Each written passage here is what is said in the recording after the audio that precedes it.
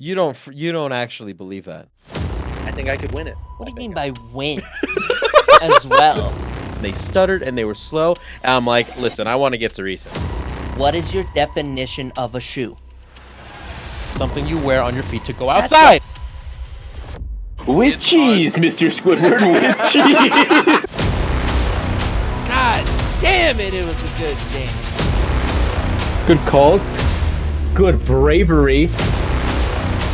What was the rule that we had in PE growing up in school? Don't lick the ropes. No.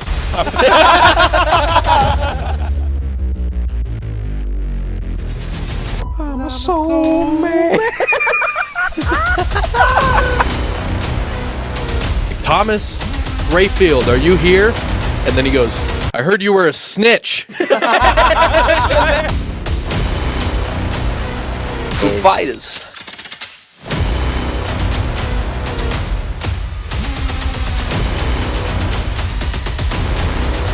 Welcome to the Quackdown. Wow.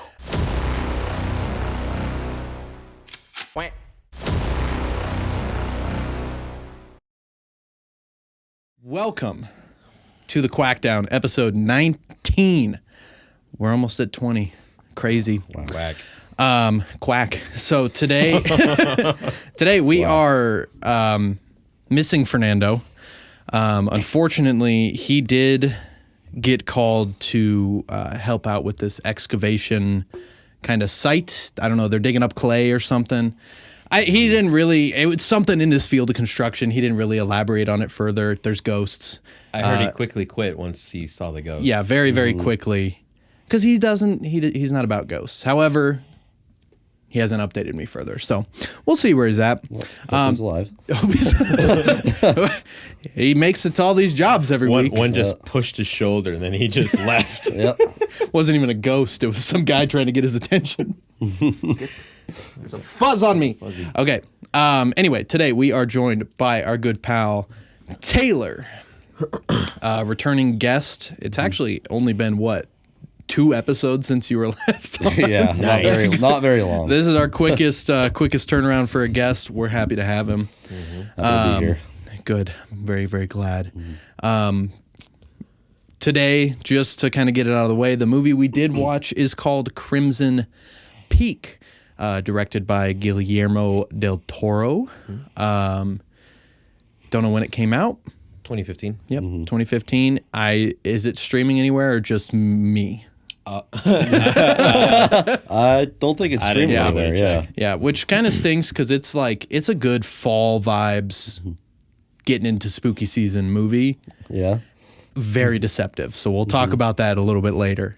So right off the bat, anybody got anything mean to say? It's been a pretty good week for me, actually. I don't hate too many people. Yeah, nobody you're quacking down with. It doesn't have to be about people you hate. You don't have to. I guess that's just what I gravitate towards. Man, those Irish. What's wrong with that? Nothing. I feel like my hair is fucking wild. It's been crazy since I got here. So You've gone through 3 different decades yeah, in the last 20 minutes. we'll push back the hairline. Everybody can see the widow's peak. noggin. Yeah, the noggin. I had somebody come up to me at my work and just went like this to me, and they're like, "All right, it's a forehead." And I'm like, "Okay, cool, good." Someone just walked up to you and did that? Yes, we know who this someone could be. Oh. It's not a coworker. That's what I was... Okay. I can't go further into that. But yeah, so I guess I'll start off. I can't see my forehead. Okay. Star Wars Outlaws. Oh, God. It's the Taylor, have you seen much on it? No, I haven't seen anything on it. Okay, Only seen so the bad. yeah, open world Star Wars, no Jedi kind of game. It's about like the smugglers and the gangs and all this. Open world? No one's Open ever world. done that. Yeah. No one's ever done that. Nobody's ever done an open world game before. Ubisoft is the first with this game. One thing I will say is it's surprisingly not very Ubisofty. Like, there's not an overcrowded UI with like every single mission objective. I found myself getting fucking lost and going, hey, where do I go? So that's a first. I don't see why everybody is like saying it's like one of the worst games to come out. That's been my experience with it. And maybe it's because my expectations were so low, but like so far I'm like, this is kind of dope. It's gorgeous. It's very, very pretty. Is it worth a $60 purchase? So I don't know yet. I know there's a shit ton of content. I'm relatively overwhelmed. Like, you know, when you it's kind of like Red Dead. You hop in and you kind of go, wow, there's way too fucking much for me to do here. I'm not going to touch this for 5 years. Yeah, but but like some people are giving it like 4s out of 10s, which to me is like, if you give a game less than a 5, it's unplayable, garbage, and there's nothing redeeming about it. This game is like a very, very good 7 out of 10 like game. Cyberpunk on launch. No, honestly, it's even better than Cyberpunk on launch, because Cyberpunk on launch, like, they just straight up lied to us about what would be in the game. Yeah. On top of all the bug issues. Like this, they didn't lie to us about anything. They were pretty forthcoming with how everything played out. But it's a very good 7 out of 10. Like, nothing special. If you like Star Wars, you'll like it. That's the biggest thing, is the world feels like Star Wars, and it's awesome. The story is It's Ubisoft. They haven't really had good stories since probably Assassin's Creed Unity, if not well before that. Was Unity that good, story-wise? I really liked it. It was obviously not the best, but I really enjoyed it. I thought it was fun. But like, you were like, Rudy sent me a text earlier this week. He goes, please, God, tell me you didn't buy Outlaws. And I had to go around it because I had pre-ordered it a while ago. You son of a bitch. You were just it'll drop. It'll go on sale. Well, I got a $15 gift card to Best Buy when I pre-ordered it. So...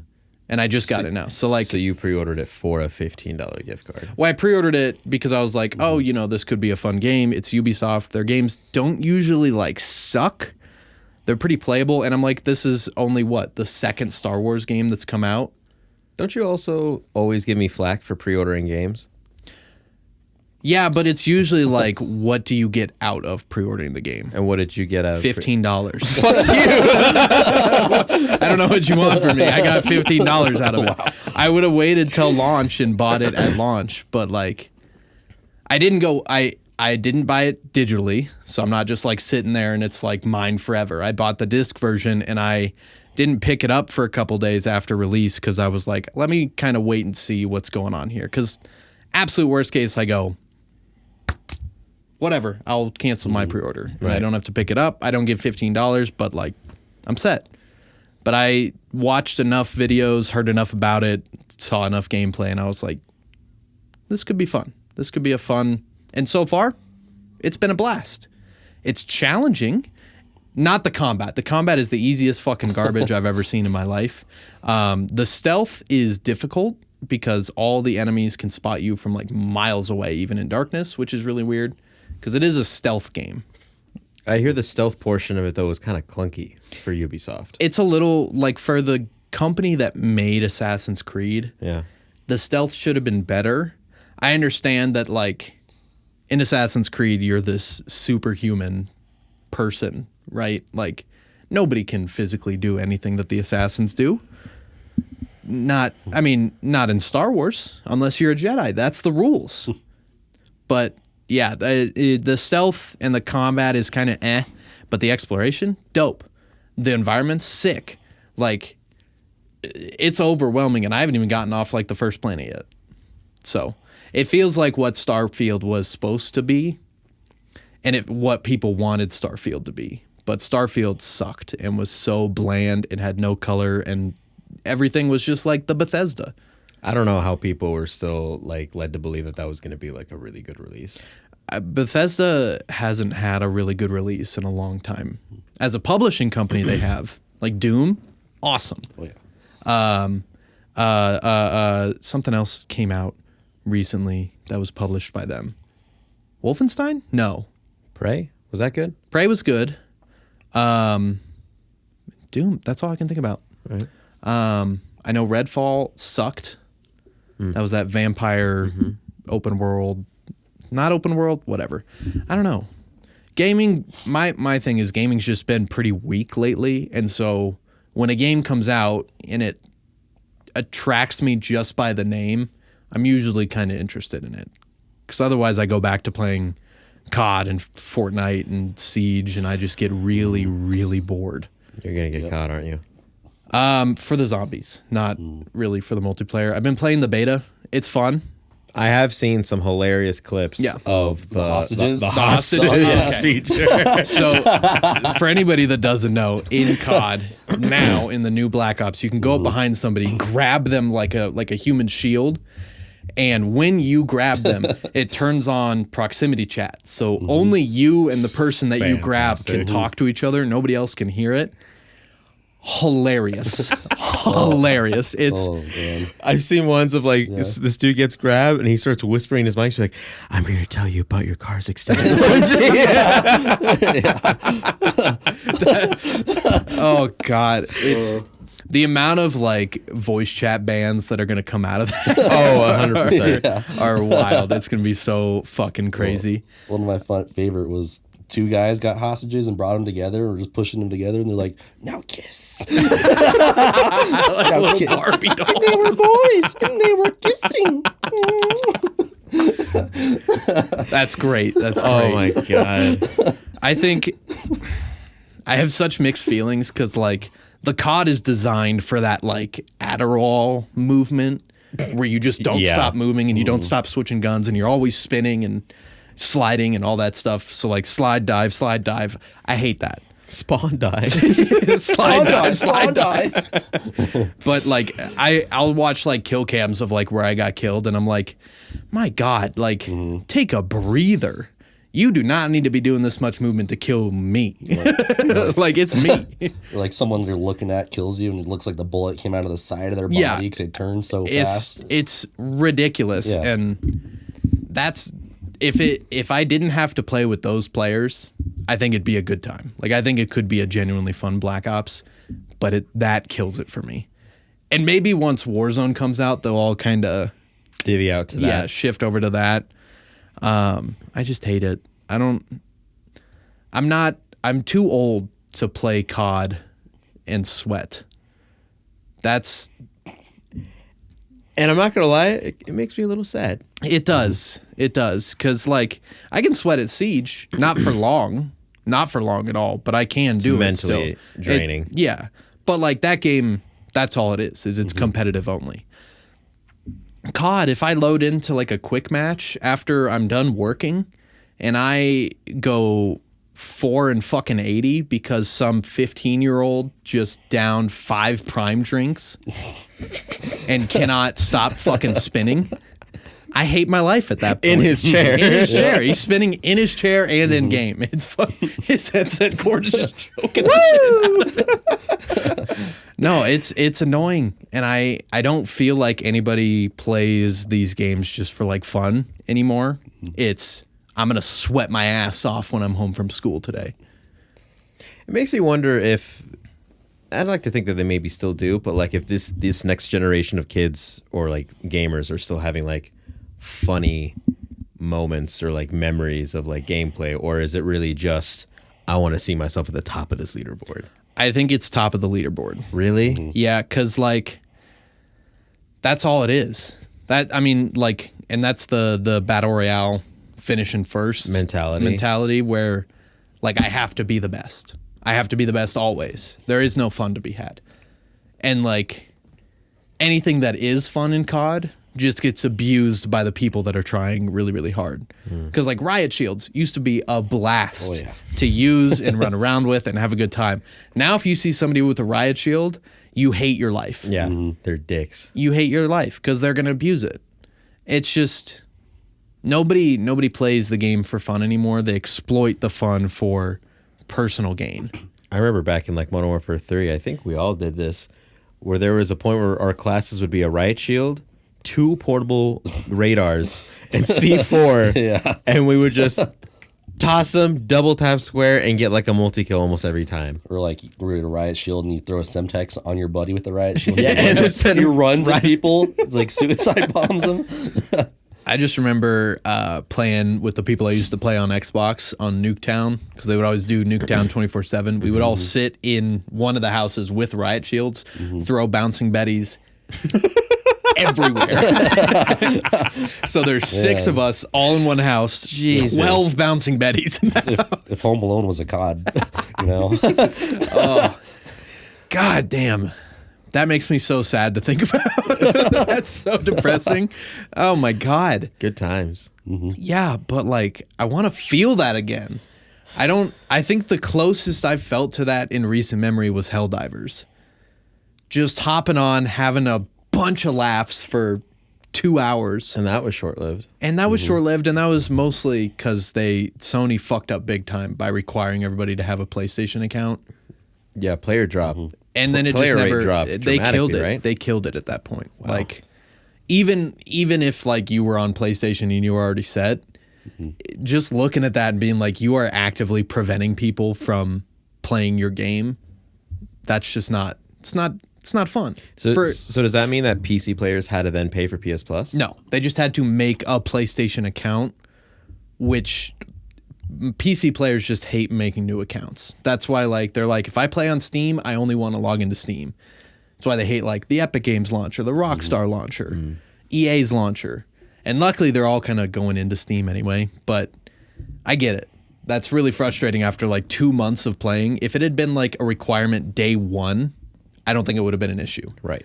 But it's after everybody paid their money for the game, and then some places that don't have access to PlayStation, they just couldn't play the game anymore. Is that many locations? It was a good amount, but it was just weird. It was a weird decision to make, and it killed a really fun game. And it's upsetting because I like that game. I did officially uninstall Siege. Really? Yeah. I do that every month, and then you guys say, let's get on Siege, and I have to re-download it. I just keep it installed because it's, 50 gigs? It's whatever. Any multiplayer game that's under like 70 gigs, I'll usually keep installed. I honestly, I think I like hovered over it and I was just like, you know what? I'm done with it. I'm done with it. Like I don't have the urge or the need. And if I do get somehow persuaded to go back into it after like 2 games, I'm like, all right, that's it. Like that's it. I can't do it anymore. It's tough when you don't, especially like because you're so busy all the time and you just don't play video games a lot in general, to have to hop in and play a super competitive game. Right. And that's why, like, it bugs me that COD is so competitive all around. But also, I feel like if COD was a smaller file size, you wouldn't delete it. That's true. Like, yeah, I probably wouldn't. Like, if it was under 80 gigs, I think most people would keep it installed because it is fun to just go and play here and there. Yeah. But it's the fact that it's like 120 gigs to just have multiplayer installed. You're pretty hard pressed to find any game that small anymore. Yeah. Which is ridiculous. Yeah. It's like the finals. When the finals dropped and it was 18 gigs, I was like, oh, this is sick. I'll just What keep is it this now? installed. 19 gigs. Oh. It's still it's a small, yeah. Oh, I see. Fortnite is still what, 50? That's No. pretty. Oh, it's more. It's higher. huge. Really? It's higher. With all the Really? updates over the years. It's pushing closer to 100. It's 80 something. Wow. Okay. All right. What did I just... Oh, a friend persuaded me to download like Apex to play with him, and I did. And I was like, damn, Apex is like 80, 90 gigs? Yeah. That, I don't even want to talk about Apex because Apex killed Titanfall 3 for me. Not for me. They killed Titanfall 3 for everybody. Yeah. And Titanfall 2 was one of the most fun shooters I've played. I got to In that a game really long late, time. but that was some fluid gameplay. That's, Like butter. I cannot believe how hard EA dropped the ball. Because Titanfall 1 didn't sell well because it was only on Xbox. Mm-hmm. Titanfall 2 didn't sell well because it came out between a Battlefield and a Call of Duty, like in the week between them. What year was that? Was it Infinite Warfare? Ish. But it's still like Infinite Warfare bundled with Modern Warfare Remastered, which is what most people did. That's right. And then Battlefield was Battlefield 1.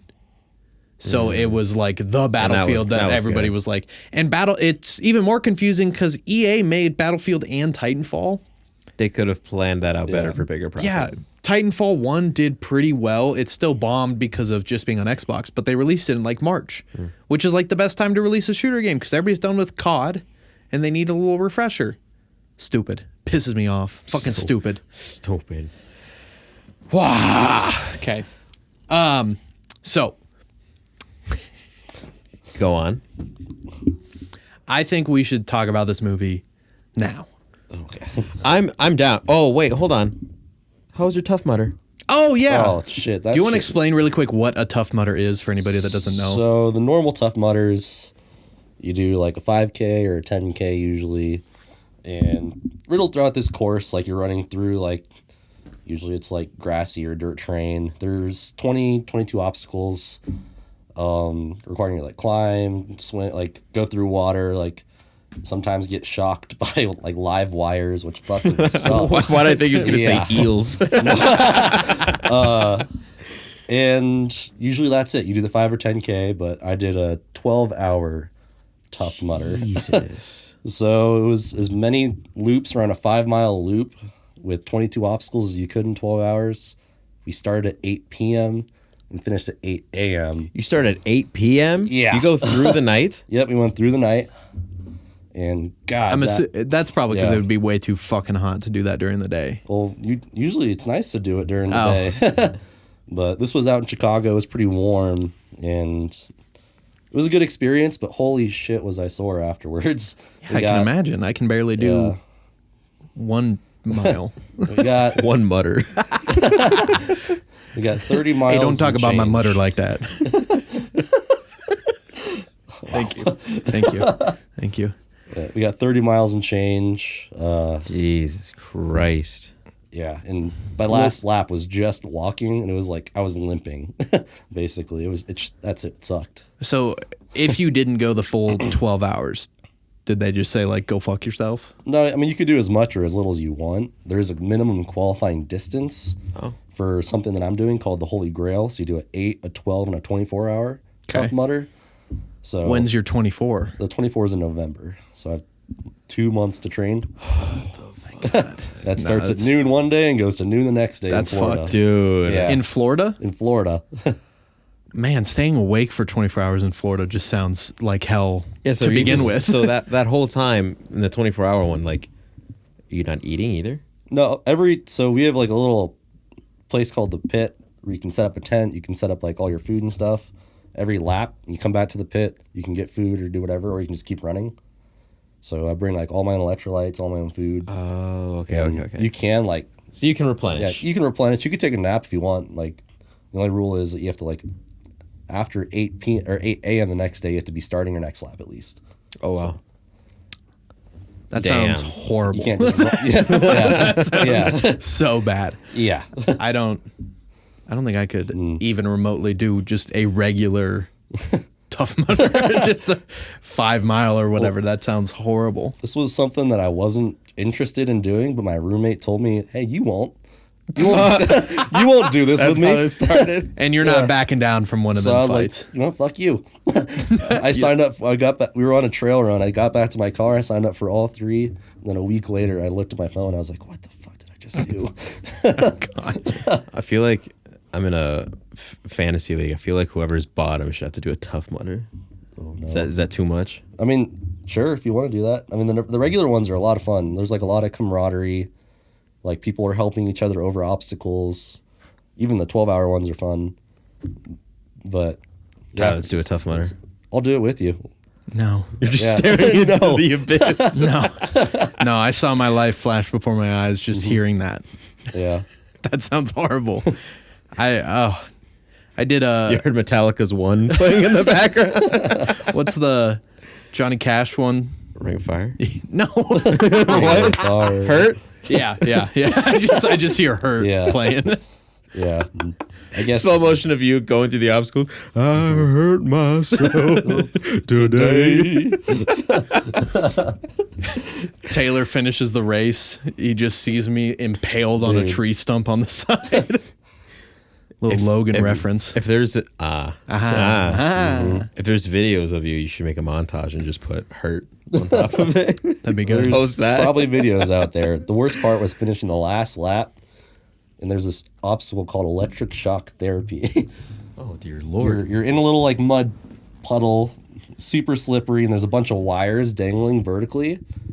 Sounds like a And jackass skit. Yeah, you run through these, and some of they intermittently turn on and off, so you don't know which ones are live or not.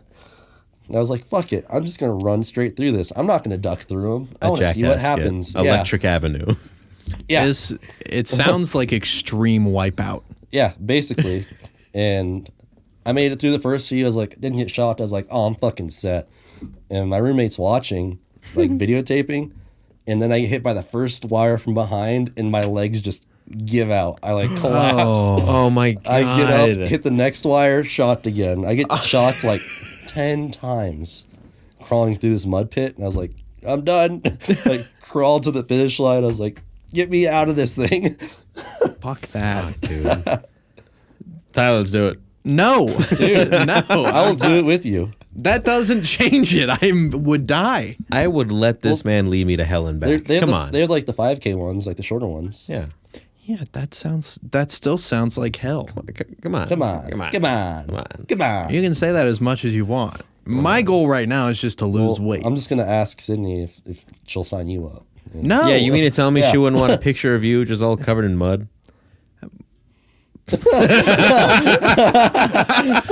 I don't know. Actually. No. She'd also want me to live, probably. You'll live. survive. Sydney's watching this It'll be reel for the right better. now, and she pauses and she's being like, please, God, let him do it. Let him do it. We now have a Hey, reel. man. Like, You got to do it. I've been really dreading this, but it gave me something to look forward to while training. So, That's cool. like, it was motivation to like actually run and do stuff. So are you stoked for the November one then? Or are you really scared? Just nervous because 24 hours, like when you're moving for that long, you start to lose like your heat regulatory function. So like I'll have to be running in a wetsuit overnight, Oh, fuck. and trying to keep warm as much as possible. But doing a normal distance one would be a lot of fun. Tyler's already tired just falling listening to asleep, this. That's fucking horrid. on, That's come fucking on. horrid. No. Talk to me in like a year. Give me some time the to best I can do is a adjust. week. No. Yeah, come on. I'm not doing it in a I'm week. just gonna call Sydney. No. Yeah. I refuse. I think you're going to do it. I'm not going to do it. No. Fuck off. Oh, that's God wild. That's damn. crazy. Your pictures look awesome. Thanks, man. Yeah. Oh, jeez. Look sweet. Yep. I try to make it look like I'm not hurting when I saw the photographer. You were smiling in a few I of was- them. Yeah. Forcefully. Yeah. Well, look good. All right, Crimson Peak. Okay. So first, Thoughts? Or- we're going to pause. Okay. Get through a couple ads, let you all take a little break from listening to our voices. Sick. And then we will be right back to talk about Crimson Peak, the 2015 movie directed by, you say it because I'm going to mess it up, No, you did great the first time. Nope. del That guy. Toro. Oh, okay. Guillermo del Toro. There you go. Yep. Fantastic. Our man. Anyway, we will be right back, and we'll see you there. Let's go talk about a movie. Hey guys, this is Rudy from the Quackdown podcast. If you guys love electronic dance music, be sure to check out my own DJ radio show called Axiom Radio with Drebin. It's a 2-hour monthly radio show hosted by me. For the first hour, I play some of the best tunes that I found for the month and piece them together for a euphoric journey. The second hour, I pass the decks to a guest mix of the month where they finish off the journey however they please. So if you like trance, melodic house, or techno, check out Axiom Radio with Drebin on SoundCloud, Apple Podcasts, or your favorite podcast listening app.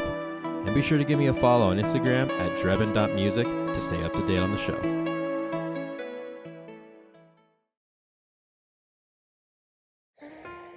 Hello, viewers and listeners of the Quackdown podcast. Welcome to this week's Quack Fact. This week's fact is all about Dutt's vision and how it is superior to ours. The shape of a Dutt's eyes allows them to see things near and far simultaneously and in sharp focus. And since their eyes are located on the side of their head, they are able to see almost 340 degrees around. So it's going to be very difficult sneaking up on our little feather friends. Trust me, I've tried. Thank you for joining me in this week's Quack Fact. Now, on to the movie review. Sick. So, Crimson Peak. Ratings out of 10. I've seen it before. You guys both have not seen it. Mm-hmm. What do you think? Taylor. I'll give it 6. 6? 6 ducks out of 10. 6 ducks out of 10. Rudy? 6 also ducks. 5 or I'm leaning on 6. Okay. Go to 6. So, with that, what did you think the movie was going to be when you looked it up for the first time? So I didn't look it up. Okay. I went in blind. I saw the cover and then I just read like the brief voodoo like bio. I'm like, okay. And the genre said like horror romance. I'm like, okay. Okay. Knowing like Flanagan stuff, I'm like, okay. Yeah. I had a feeling of what I could get myself into. Okay. It was just very underwhelming and predictable. Interesting. Okay. What was predictable? Just where it was going, who the ghosts were, and how quickly they like very hinted at like who Tom Hiddleston's character like was. Yeah. I thought the pacing was a little bit weird. It does jump around a little bit. Yeah. Yeah. There's a lot where I'm kind of like, why the fuck is she still staying here? Dude, Yeah. I see one fucking ghost. I'm getting the fuck out of there. Yeah. Well, she's been seeing ghosts her whole life, so she doesn't know. I'm finding a house that no one died in. I think Fresh build. The main character also just pissed me off. She was so annoying. Why do you say annoying? I say annoying because I just felt like she was stupid. Like she didn't leave. How quickly. That was the other thing too. How like quickly like. Excuse me. Excuse me? Hiddleston and her Bless were you? like kind of becoming a thing, and I know at first it was a ploy, Yeah. and obviously he did end up having like true feelings for her. But it was just like really like just like that. You're just like, oh, I love this dude, and you're gonna fucking move away. And then I thought this was funny when he was like, oh yeah, like we gotta prep for like winter before Crimson Peak, and she's like, what did you just say? What did he say? Well, yeah, Crimson Peak. That's what they call it here. And I'm like, cool. Leave. Relief. Yeah. Get the fuck out. Yeah, get the fuck I out. definitely thought that. Like, what are you doing? Because I'm like, you have this ghost your whole life telling you, do not go near Crimson Peak. And you've already seen new ghosts at this place. Yes. Mm-hmm. How are you not seeing these red flags? Yeah. At all. And I don't know. I don't know if it plays into the fact that she's kind of a stupid character. Mm-hmm. But eventually I got to the point where I was like, she's going to make stupid decisions. I'm here for the vibes at Yeah. this point. Yeah, like when she's like, oh, the tea's poisoned. Let me eat the other stuff she also gives me, but not drink the tea. She was gonna reject the Yeah. porridge too. No. Yeah, there's some stupid decisions. I do love the atmosphere of the movie. Kind of that. It gave me some like, especially once I get to Hiddleston's mansion house. It gave me like Phantom of the Opera vibes a little bit, and with the clothes too. It's the gothic horror kind of stuff where Right.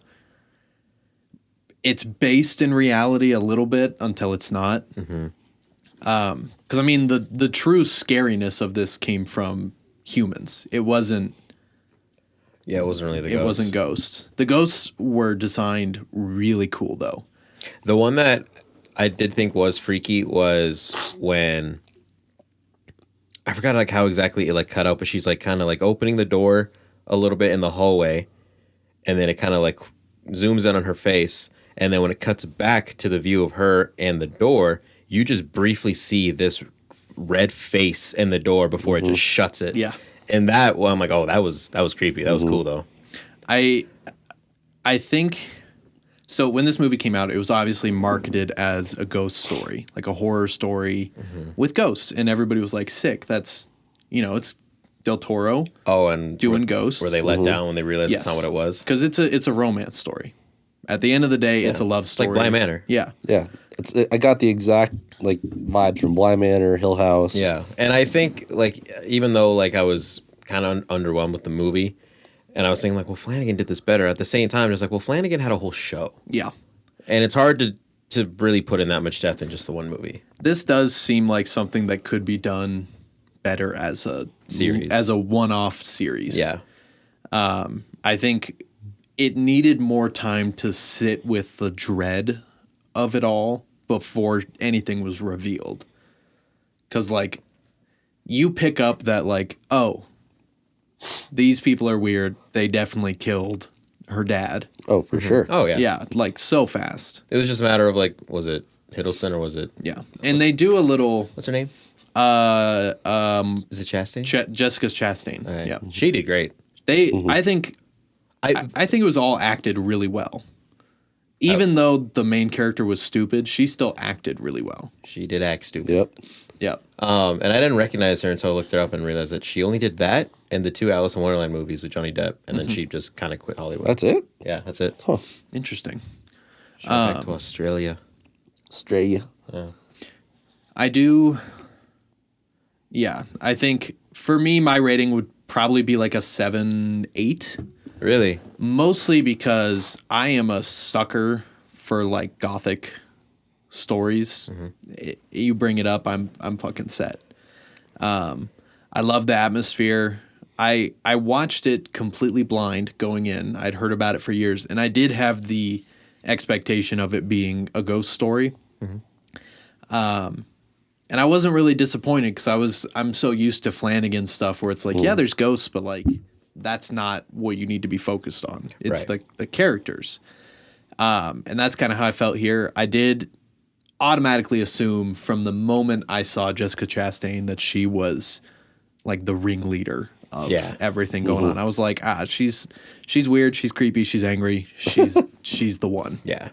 The scene where I was when it happened, I was like, oh, when Hiddleston gets stabbed in the cheek. Yeah. Oh, yeah. Yeah. Oh, ouch. Oh, I didn't like that scene. There was a lot of like really gross gore in this. Like, oh, dude, when they killed the dad. yeah. Oh, yeah. Damn. That was He caved his face in. brutal. That was brutal. And that's Del Toro being Del Toro. Yeah. But, It's a strong sink. yeah. Yeah. It could have been Jesus. more effective and more subtle ways to do that. Yeah. Oh, yeah. They poisoned her for they half poisoned the her. movie. They Poisoned could've- the dad. There were plenty of good sinks in that house. They could have just shoved her face through. Oh, yeah. They could have just drowned him. Yeah. That's what I thought it was gonna do. Yeah. I saw the sink overflow and I was like, oh, somebody's going to get drowned. Yeah, no, she just went, I'm gonna hit you with this. A lot. Man, a lot. A lot. That's a dark scene. And even though he was also hardly in it, I like Charlie Hunnam. Yeah. He was good. He was good. Doesn't he show up twice to Crimson Peak and only once do something, or am I... No, he just shows up once. Okay. And that's when he's like, yeah, this isn't... Yeah, and then he gets stabbed. Yeah, and then brought to the Twice. basement. Yeah. It does remind me a lot of Bly. Uh-huh. A lot. Especially in the very beginning, too, it kind of sets the tone where she's just like I've seen ghosts. Yeah. And the whole, her writing the story, they wanted to be a romance. Okay, like I know where this is going then. They definitely sync up very perfectly. Like her seeing the ghost of her mom and it kind of being there whenever she needs to be warned about something. It's the same thing with like the ghost of the boyfriend in Bly. Kind of just pops up when she should be worried about something. Right. But isn't. I did think the mom from the ghost of the mom in the beginning was the coolest ghost though. Yeah. I like the way it like moved. It was kind of freaky. Yeah. I think the red ghost had the coolest design. But yeah. I think from like a cinematic sound design atmosphere point of view, it nails every aspect of that. Like you feel uneasy at times during the movie just because of how it's set up. The story is just kind of Yeah, it is. It is. Yeah. That scene though, where I'm just like, how does she not die? When she gets pushed Pushed off off the the railing, railing, yeah. and then falls on the lower floor railing, breaks it. I'm like, dude, her back is Yeah. broken. For sure. I'm like, holy. Unrealistic. Yeah. And then she's like injured her leg, but like later on in the next scene when she's like running away and fighting, she's fucking running. Oh, but also seeing Jessica Chastain like crazy run at you. Yeah. Fucking freaking Terrifying. Terrifying. She gave I didn't her like that. all to Oh, this yeah. movie. Yeah. And like, when does she not? True. Everything she's in, she fucking knocks it out of the park. But yeah, I mostly wanted to show you this because like kind of the same thing you guys are saying right now. It sets itself up to be a different movie and then doesn't really hit the mark with that movie that it wants to be. And that's immediately after I watched this movie, I watched a movie called Nightmare Alley, also Del Toro. Wait, really? That's him too? Yeah. Oh, wow. And it's Bradley Cooper Yeah. and Kate. Is it Kate Blanchett? I think she's Blanchett? in it. There's a lot of people in the movie. Yeah. But I was like, oh, this is going to be scary. It's really not scary. It's about a con man. And Was it good? it was good once I like got into it, but I was like, this is not the movie I expected at all. And I'm like, for that to happen twice with Del Toro, it's weird. Like, why did they keep marketing his movies in the wrong direction? Or like, Yeah, because I was about to say, is that his doing or is it the studio's doing? it really feels like, because like when I saw the trailers for Nightmare Alley, I was like, oh, this looks fucking scary, and I don't want to watch this by myself. And then I watched it by myself, and I'm like, this is not fucking scary. I'm fine. So You're like, I didn't need this blanket. Yeah. Let's get out of here. no, it's really, really weird. And I feel like that's been happening with a lot of movies lately, where the trailer sets up a completely different movie. People go in and are really disappointed. Like Civil War.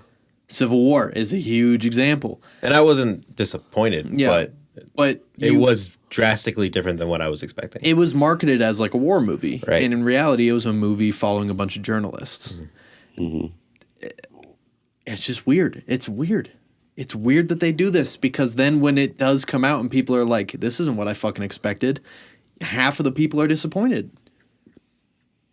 And they're missing out on another half of the audience that probably, like this movie. There's a whole bunch of people out there that fucking love gothic horror romance shit. That's their jam. And they marketed this as like a period piece ghost story.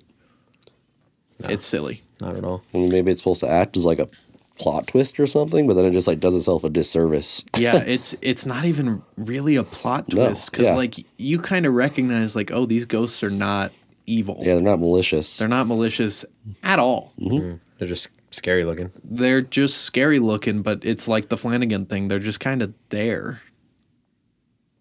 And then the real villains are there, and I'm like, oh, okay, whatever. Yeah. But I would like to see. Oh man, I would love to see Del Toro and Flanagan team up on a ghost project. Oh my God. yeah. Would that be so cool? Because I think together, oh, they would demolish it. Even if it was like, I kind of, because Mike Flanagan has his own like production company and stuff now. I would love to see like, kind of like a scary stories to tell in the dark thing, but with Flanagan, and everybody just creates, like, he just pulls in a bunch of like horror directors to direct like one episode. It's like an hour that'd be long. sweet. Like a dream team. Yeah. So like Del Toro, Flanagan, the guy that just did Romulus. Oh, who did direct that? It's like Fede Alvarez or something like that. Fede. Did you see it? Yeah. Was it good? I liked it. I enjoyed it. It kind of has the same vibes of like The Force Awakens, where it plays. Careful now. No. Because The Force Awakens is a fine movie, but it plays it very, very safe for the majority of the movie. Doesn't do a lot new. Yeah. It's like, oh, I remember this. It's kind of cool callbacks to like the original. Right. And then at the end, they kind of start to do something different. And that's kind of what happens here. Like the first 75% of this movie is kind of like I've seen this before. It's cool, but I'm like, eh. And then the last 30 minutes of the movie, you're like, what the fuck is happening? What the fuck is this? Okay. Wow. And it's crazy. But I would like him because he also did the Evil Dead remake. And that was fucking terrifying. That was horrifying. That was terrible. No, not Evil Dead Rise. No, yeah. The Evil Dead from like 2013. That's a horrifying movie. And like that is such a shift from like the original Evil Deads, which are kind of like campy and like goofy. Like Evil Dead 2 is a horror comedy. They completely remade Evil Dead 1 as a comedy, and it worked way better. Oh, wow. And that's because it's Sam Raimi, and everything he does has a little bit of comedy weaved through it. But yeah, that's what Romulus felt like. But I would take him to do a horror story in a second. Frank Darabont, who did Green Mile and The Mist and Never saw The Mist, but it the looked cool. first season of The Walking Dead, Oh, okay. which is arguably the best season of The Walking Dead, is that first season. It's very good. Quality television. I don't know. What other horror person would you like rope in? I mean, honestly, I don't know most of them by name.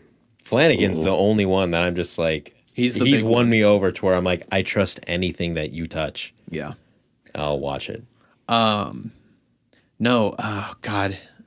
Who was it? Oh, not James Wan, because he has not done well. I think he did like the first Conjuring movie, and then he did the 2 Aquamans. Woof. Yeah. So he's done more. I think he did a Fast and Furious. He's a weird person. I only saw The Nuns. I think he did that. Did he? I think so. You're all right. We're okay. Yeah. The only one I heard that like was genuinely a bad movie out of that series was and I can never pronounce it right, but it's La Llorona? Yeah. I heard that was bad.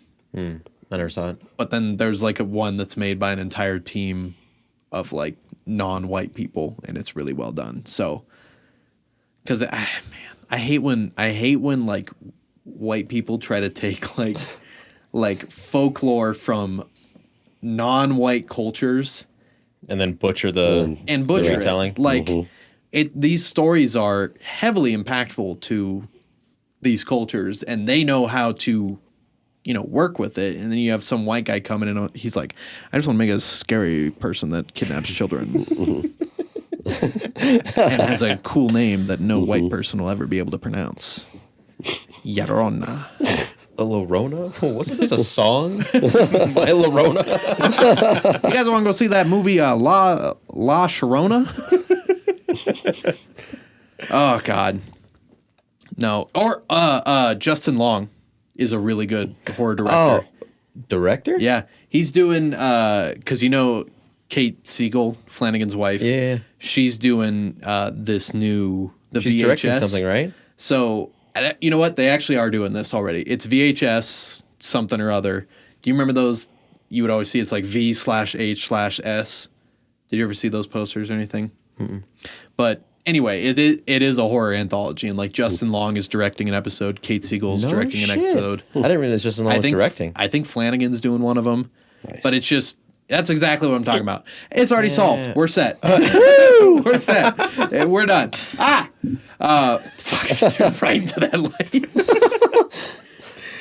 No, Just like that photo developed. I need.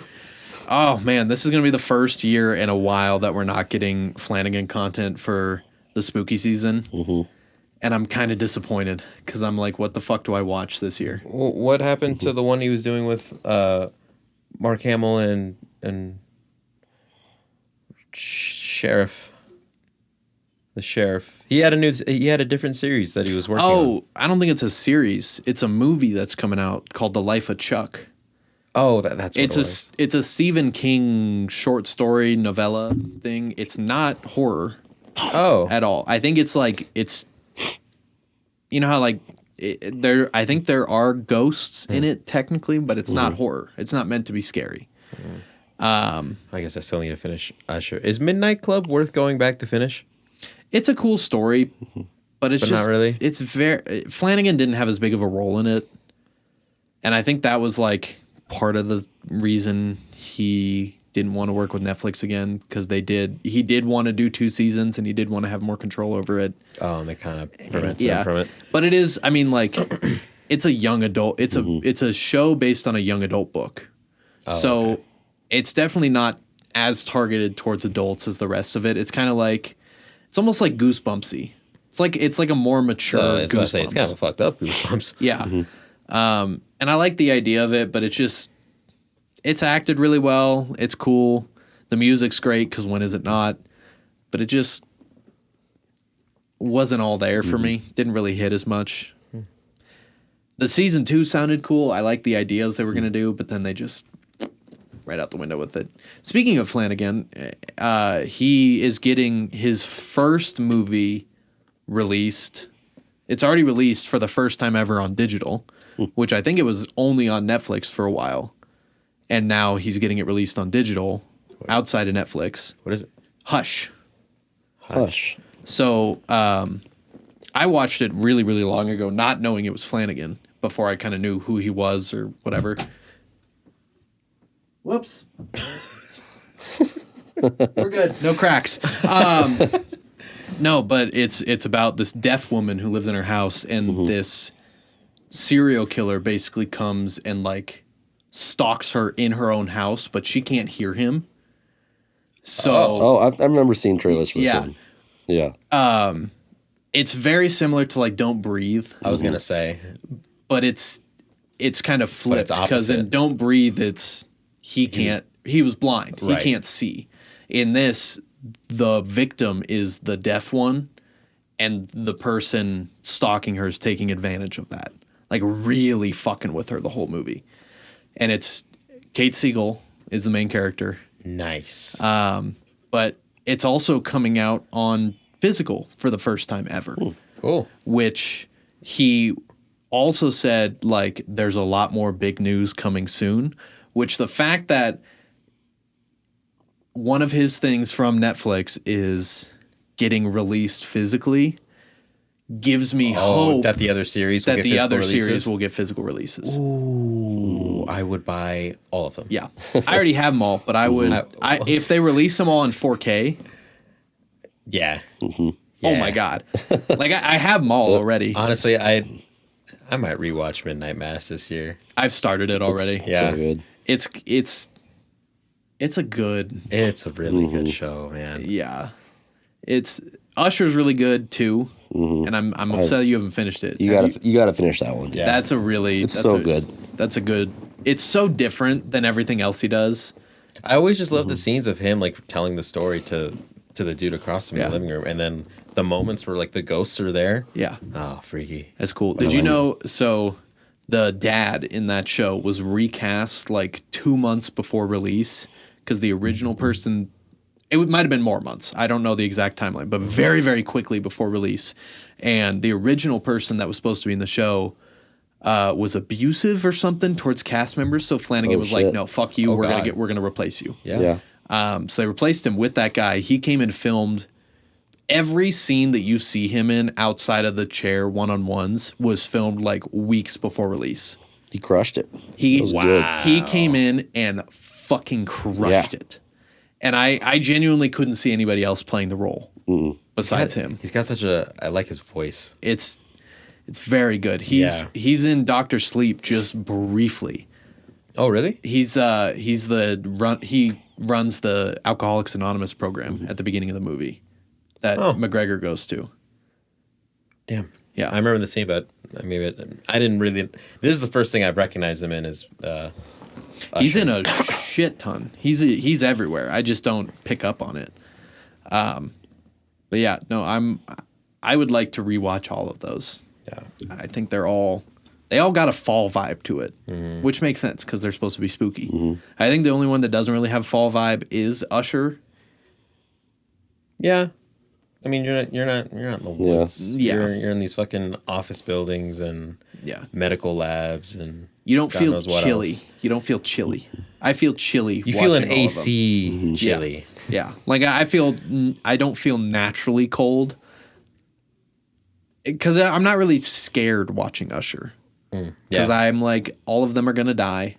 They're gonna die in gruesome ways. Yeah. And I was more in it for the story and like the reveal of everything at the end, because the reveals are really good, really good. Okay. Yeah, I'll have to get there. I do think we should just have a segment every week where we're just like, and now welcome to the Flanagan segment, where we regurgitate everything you've heard about Flanagan. That's what I say. We have more episodes where we talk about him than I think we talk don't. about him every Every episode. Every episode? I'm pretty sure we touch on it at least once per episode. I think we got to have him on. I would pay so much money for that. Even just for him to be like, hey guys, fuck you, and then just leave. I'm sure we sick. could get a cameo of that. We'd probably, if he ever did cameo. He could do a ghost fact. That'd be good. That'd be good. He does have a new podcast that I actually really like the idea of it. It's called The Director's Commentary. And what he does is he sits down with horror movie directors. Nice. And they like watch their movie together and give director's commentary so that you can listen to it while you watch Oh, that's the so movie. cool. That's so sick. And he does that for movies that don't already have director's commentary. Because some of them just don't get that, either because like it's streaming only. Right. Or because Just like doesn't get that love. Yeah, and a lot of movies don't get that love anymore, which I'm like, that kind of sucks.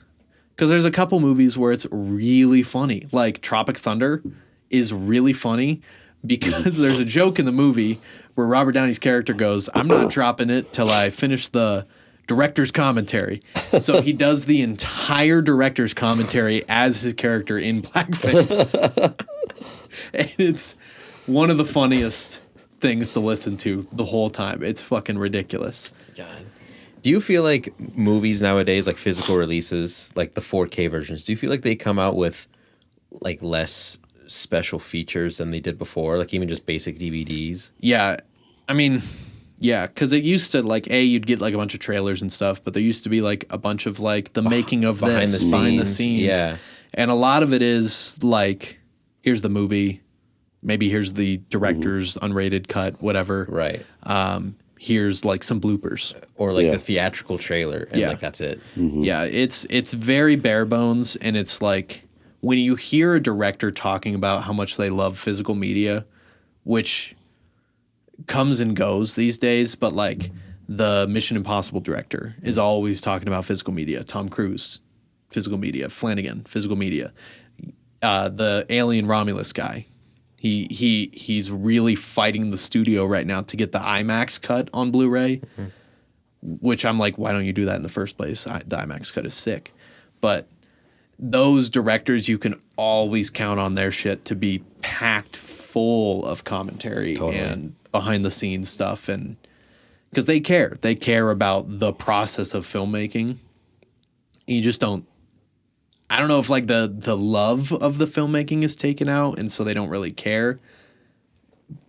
I don't know. It's weird. I don't know either. Because I bought the Blu-ray of the Batman animated series, like, the whole thing, and I was talking to Rennie. He's like, I feel like I should buy it, because he has the whole series, but he has the original DVDs. I'm like, dude, keep those, because those DVD collection, it's like 4 volumes, I think. Yeah.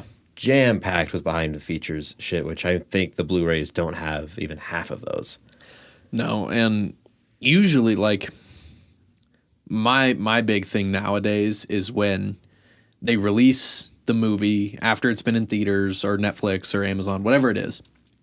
And then like 6 months later, they release a new version of that, which has happened quite a bit.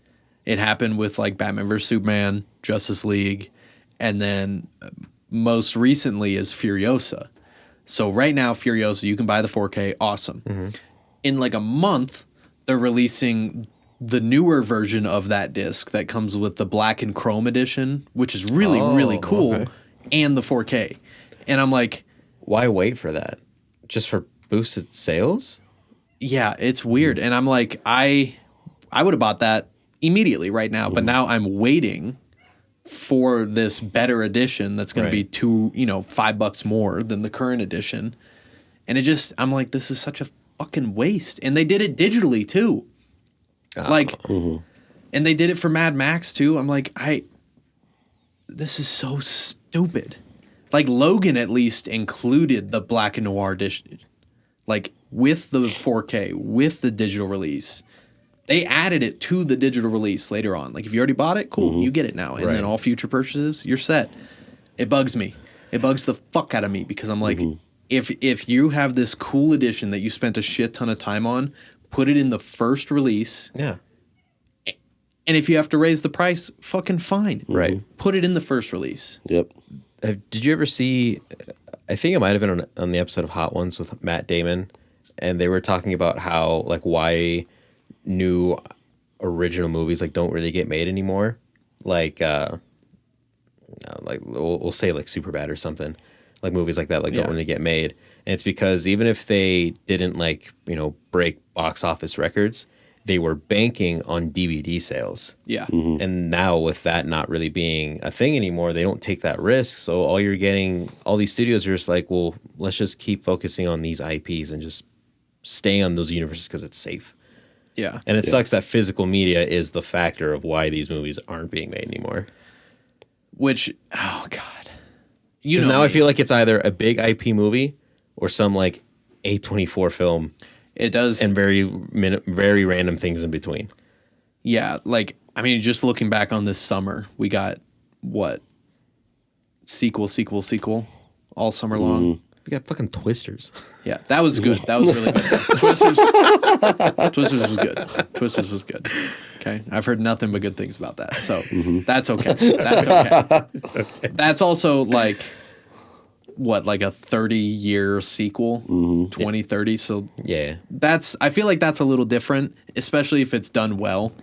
If they do like Dumb and Dumber, the sequel that came out like 25 years after, that was bad, and that was a blatant cash grab. But like, I mean,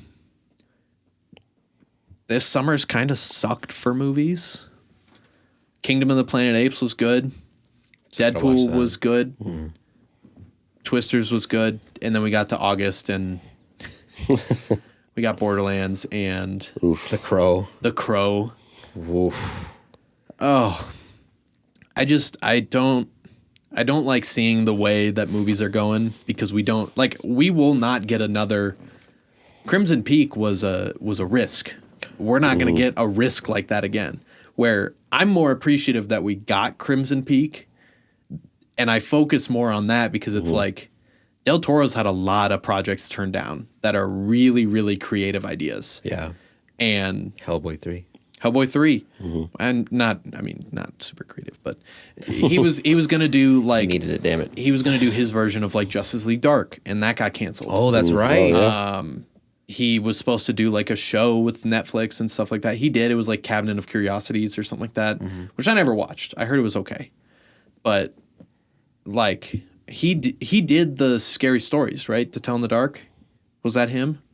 Now that you say it, it might have been. I remember I did like a double feature. I watched that movie and then I watched whatever the newest Halloween movie was at the time with Jamie Lee Curtis. She came back, and I was more terrified of scary movies to Tell in the Dark. Yeah, it's a freaky. Yeah. The fact that movie's rated PG-13 is insane. The spiders out of the... Oh, I hated that in the book. Oh, my God. The movie made it so much worse. Yeah. That's... I think it being PG-13 really is appropriate considering we were able to check out those books when we were like 5. Yeah. Right? Yeah. It's like, you let me take this home and have nightmares about it? The cover of that. Do you remember that? It is I remember seared. one of them. It's the skeleton, the clown Yeah, skeleton, but right? like how it's drawn is just like...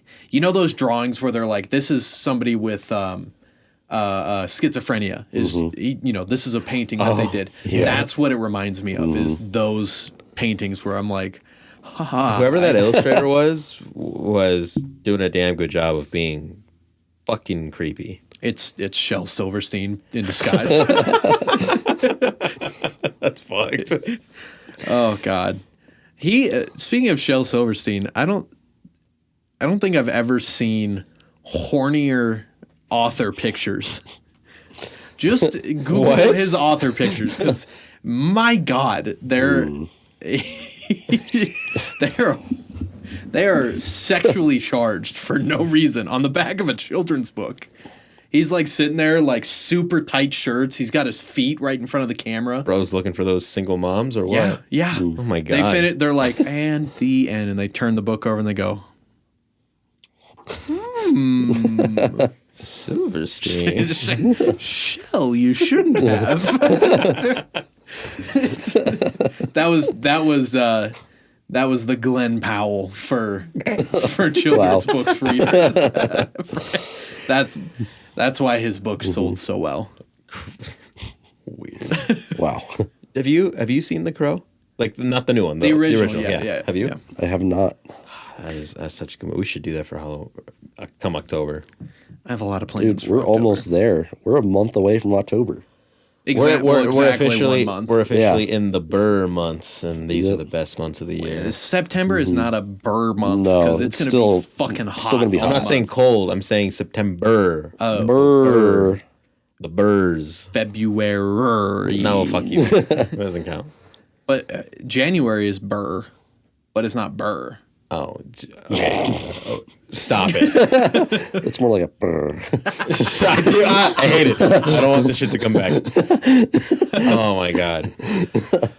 No, I got plans for spooky stuff for us to do. I'm so excited for spooky season. Are they good spooky plans? Yeah. You want to give the audience a teaser? So, a couple of Us them. a teaser. I would like to complete a lot of your unwatched Flanagan movies. So one of them is Hush. Okay. That one that just got released. The other one is Ouija: Origin of Evil. He did that? He did well. So there was Ouija which came out and it sucked. Okay. And then he came and did the prequel and it fucking rocked. Oh, okay. Because anything he fucking does, he cares about it, Fantastic. and it's not just let's see how many people we can scare. So those two for sure. There's another one that I'm not sure on yet, but Oculus. It's about the evil mirror, possessed mirror. Yep. Yeah, that's a really good one, and I think Karen Gillian is in that one. Nebula from Guardians. Oh, yeah. Nice. Yeah, I think she's the main character, but that's a really good movie too. So that's kind of what I'm thinking. I thought we'd revisit like the original scary movies and kind of see how they've hold up. So like the original Halloween, the original Friday the 13th, the original Nightmare on Elm Street. Hey, Friday the 13th freaked me out. Yeah. I'm But- down for those though. Yeah. Do it. So Do a podcast in costume. yeah. Yeah, that'd be good. All right. I'm Yeah, but anyway, that's a little bit down the road. gonna So go as Rothan. I don't know if that would fly. We should all go as Rothan and invite him along. Come on now. Everybody has to figure out who the real Rothan is. I'm that so down. I don't think that would go well. What do you mean? How would you go as Rothan? It's a secret. It's not. Shouldn't be. There's no politically correct way for you to go as Rothan. Oh, what do you mean? What do you mean? I could literally walk in with 2 gas pedals taped to my feet. He did send me a screenshot of the Hinge profile today. Yep. Where it was like the quote was something I just found out is you're only supposed to drive with your right foot. I couldn't. I man. forgot to respond. I couldn't believe that someone else actually did that. I'm pretty sure I hope said they matched. I did. I do hope they match. Well, no, actually, I don't. I hope they don't match. We don't need more people brought into the world like that. We need to avoid. We need to avoid double footers. Double footers. Double footers. All right, I'm with it. It's like 2 strapping. 1 strap only. For what? From 21 Jump Street? Wait, that's a deep pull. I was like, what do you mean double strapped? What are you strapping on? Oh Good my god, Lord. we were all so confused. Everyone else is 2 strapping, bro. I gotta do The it. backpack. Holy shit. All right. I think we're approaching our end here. I think so. It's hot in this room. It's not as hot as normal though, and I think that's because I have the AC cranked to like 68. So So it's like 88 in here? yeah, it's about Okay, 88 perfect. in here. But yeah, so thank you all for listening. Thank you, Taylor, for joining us on pretty short notice. I gave them the movie yesterday. We recorded today. I think Rudy watched the movie today. So, yeah. So thank you for watching, listening, entertaining us with your ears. And anything last to say? No? No. All right. No, I guess that's it. We'll see you all next time. Thanks for joining us. Yeah, sorry for the 2-week break in between episodes here. We'll see. We'll see what happens. Could be 3 weeks next time. Yeah. Could be. You know what? We'll see you when we see you. Yeah. All right. We're getting canceled. Deuces. Deuces. Deuces. Getting canceled.